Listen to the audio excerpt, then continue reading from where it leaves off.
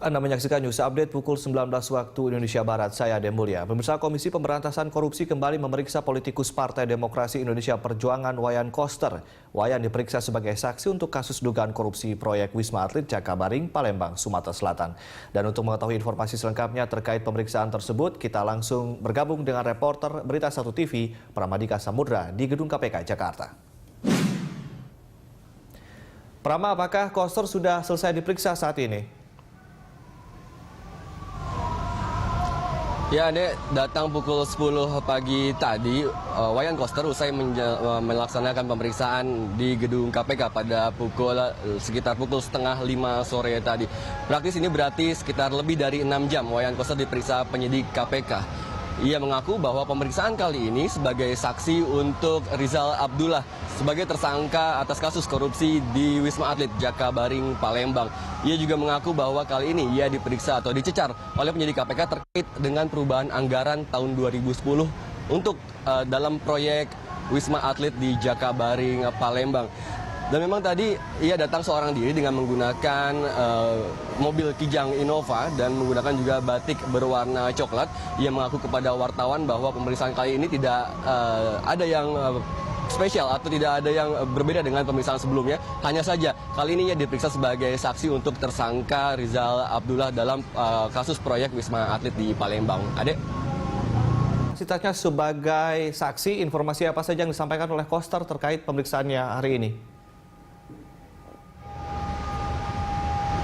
Ya, memang pada hari ini ia mengaku diperiksa oleh penyidik KPK terkait dengan pemeriksaan sebagai saksi oleh Rizal Abdullah, dan dalam proyek ini ia memang sebagai mantan anggota DPR Komisi 10 yang merupakan penentu dari perubahan anggaran di 2010 untuk proyek Wisma Atlet SEA Games di Jakabaring, Palembang, dan juga pengadaan alat di ruang serbaguna di Palembang.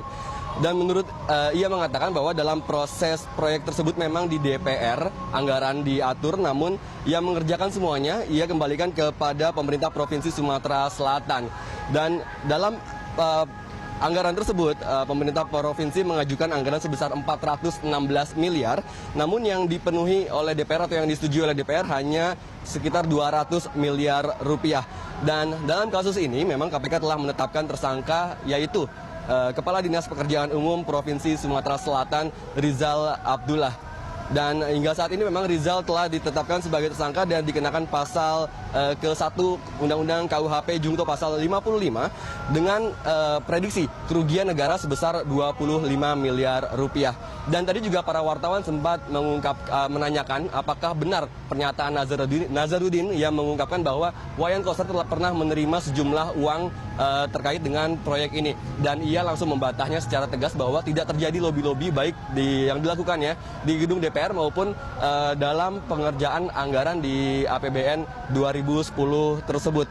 Dan memang Wayan Koster sendiri memang sebut-sebut Nazarudin. Selain Wayan Koster, ada beberapa orang yang disebut Nazarudin, termasuk salah satunya adalah Alex Nurdin dan juga anak dari Presiden ke-6 Susilo Bambang Yudhoyono, yaitu Ibas Yudhoyono. Dan hingga saat ini tadi kami juga sempat menanyakan kepada KPK apakah akan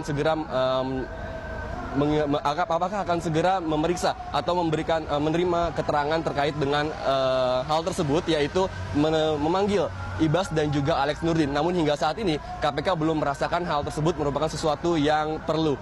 Namun ada kemungkinan bahwa mereka akan memanggil kedua orang tersebut. Demikian ada yang dapat kami sampaikan, kembali ke Anda. Baik, terima kasih Pramadika melaporkan langsung dari Gedung KPK Jakarta.